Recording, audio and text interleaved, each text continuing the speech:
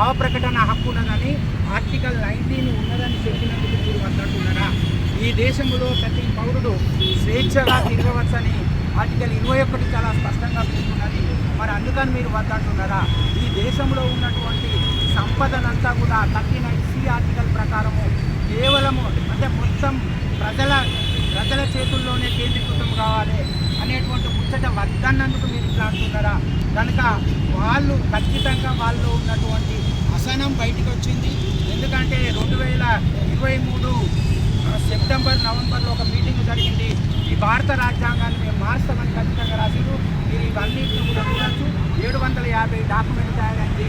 అది వారణాసి రాజధానిగా మేము చేయబోతున్నామని ఆ రోజు స్పష్టపరిచారు. కానీ ప్రజలంతా తెలుసుకుంటారనేటువంటి ఉద్దేశంతో అంబేద్కర్ మీద ప్రేమ ఉన్నట్టు అక్కడక్కడ మాట్లాడుతూ ఉన్నారు. నిజానికి మన కళ్ళ ముందే రాజ్యాంగంలో ఉన్నటువంటి పీఠికను చూసినటువంటి ఒకసారి చూస్తే ఆ పీఠికలో ముఖ్యంగా 5 లక్ష్యాలు ప్రకటించబడ్డాయి. SSDR, sovereign, secular, socialist, democratic, republic. అయితే వీళ్ళు ఎంత దుర్మార్గులు అంటే కోర్టులో కేసులుగా ఫైల్ చేసిండ్రు. బీజేపీ మాజీ ఎంపీ సుబ్రహ్మణ్య స్వామి ఏమన్నాడంటే అంబేద్కర్ సమర్పించినప్పుడు నవంబరు 26, 1949లో ఈ దేశ ప్రెసిడెంట్ బాబు రాజేంద్ర ప్రసాద్కు ఈయన సబ్మిట్ చేస్తూ, అయ్యా అంబేద్కర్ రాసినటువంటి భారత రాజ్యాంగంలో సెక్యులరు, సోషలిస్టు ఈ పదాలు 2 లేవు కనుక ఇది తీసేయాలని కేసు ఫైల్ చేసారు. అంటే సహజంగానే ఈ శక్తులకు సెక్యులరు, సోషలిస్టు పదాలు నచ్చవు. కానీ అది భారత రాజ్యాంగంలో అంతర్భాగం అనేటువంటి విషయము మరి కేశవానంద భారత కేసులో కావచ్చు, SR బొమ్మాయి ఇచ్చినటువంటి కేసులో ఇది అంతర్భాగం అని తీర్పు చెప్పింది. మొన్న కూడా సుప్రీంకోర్టు చాలా స్పష్టంగా చెప్పింది, మన భారత రాజ్యాంగంలో ఉన్నటువంటి బేసిక్ స్ట్రక్చర్ను ఎవడూ మారవడానికి వీల్లేదు. ఎందుకంటే చాలా స్పష్టంగా 5 లక్ష్యాలను ప్రకటించారు. అయ్యా సెక్యులర్ అంటే ఈ భూమి మీద పుట్టిన ప్రతి ఒక్కరు అందరూ కూడా కలిసిమెలిసి జీవించడానికి, వాళ్ళు ముస్లిం అయితేంది, క్రైస్తవులు అయితేంది, సిక్కులు అయితేంది, బౌద్ధులు అయితేంది, పార్షులు అయితేంది, హిందువులు అయితేంది, ఎవరైతేంది కలిసిమెలిసి జీవించేందుకు ఉపయోగపడేటువంటి గొప్ప భావన లౌకికవాదము. లౌకికవాదం అనేది ఒక సూత్రము.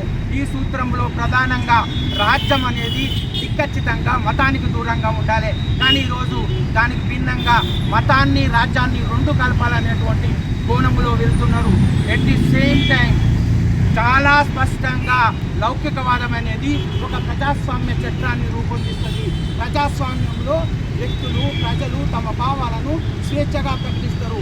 కనుక వీళ్ళు సెక్యులర్ అంటే పడేది, డెమోక్రటిక్ అంటే పడేది, at the same time socialist అనేటువంటి పదం వద్దనేటువంటి కోణంలో పోతున్నారు. చాలా చిత్రమైనటువంటి విషయం ఏంటంటే దొంగ అనాల్సినట్లు భారత రాజ్యాంగాన్ని అంటే వీళ్ళు ఏమాత్రము మొదటి నుంచి కూడా అగౌరవపరుస్తూనే ఉన్నారు.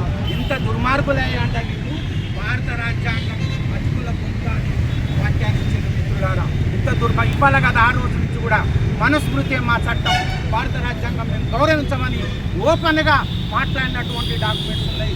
అందులో భాగంగానే ఈరోజు అడుపులున్నది ఎల్లగక్కిండు అమిత్ షా. కనుక ఈ ప్రజలు ఖచ్చితంగా గ్రహించాలి ఏం జరుగుతుంది. నా దళిత సోదరులు కానీ, బీసీ సోదరులు కానీ వీళ్ళు భారత రాజ్యాంగానికి వ్యతిరేకంగా ప్రవర్తిస్తున్న విషయాన్ని అందరూ గ్రహించాలి.